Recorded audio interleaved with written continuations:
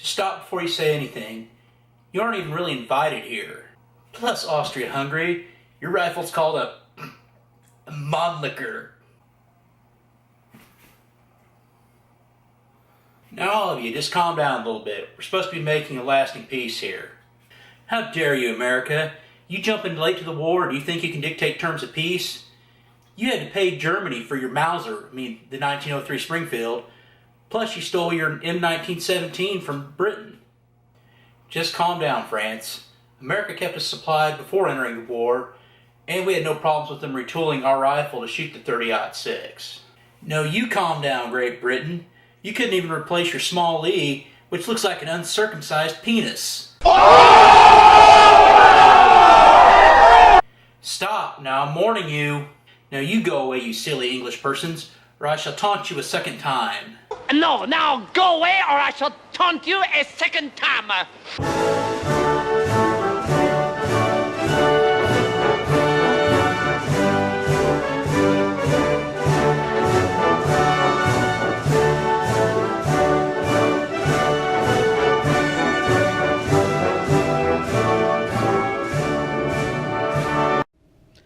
Welcome to the Milsurp Mike channel. Today I continue my series on British rifles. Please check out my Martini and Small E 3-star videos for some background to where we start today.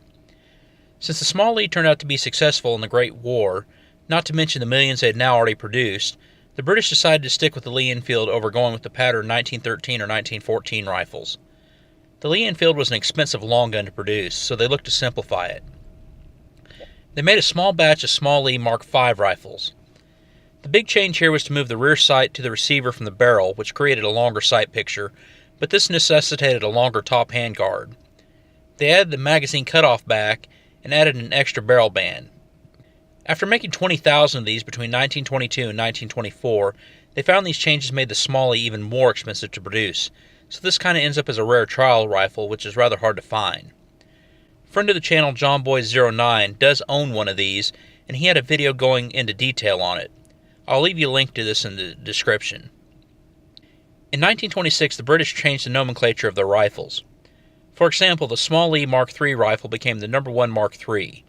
Rifle No. 1s were regular Lee Enfields. No. 2 were 22 trainers, and No. 3 were pattern 1914 rifles. There was a No. 1 Mark VI, which kept the receiver-mounted sight and added a stronger, floating barrel which increased accuracy and helped the rifle keep zero. During the 1930s, the No. 4 Mark I was developed, largely based on the No. 1 Mark VI, but with the simplified wood stocks. It kept the receiver-mounted sight, the floating barrel, as well as mounted the simpler spiked pig sticker bayonet. Thanks to the barrel, this rifle is actually heavier than the Mark III, even though it looks smaller. This was adopted in 1941 as rifles were again needed to fight against Germany. A No. 4 Mark I Star rifle, produced by Savage in the U.S., and Small Arms at Long Branch in Canada, simplified the bolt release notch. My rifle is one of the Long Branch rifles. As with my Small E, I enjoyed shooting it, and really didn't notice much difference between the two, so my shooting review for this rifle pretty much echoes the shooting review for the Small E 3-star. There was some more development of the Lee Enfield as more changes occurred for the No. 4 Mark II rifle, later converted to 7.62x51 NATO, and used in former Commonwealth countries. The Canadian Mounties even used them up till a couple of years ago. Another short-lived version of the rifle will be in my next Lee Enfield video, so please keep an eye out for that. Please be aware of where your elected officials and those who claim to represent you stand on the Second Amendment. Please join the GOA and your state's organizations.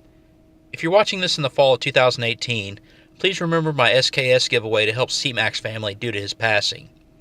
Link to the GoFundMe is below. Snapshot your donation to milsurpcollectormike@gmail.com. If you like what you see, please like, share, and subscribe, as well as check out my Instagram, Facebook, Twitter, and who I support on Patreon. Thank you for watching, and as always, have a great day.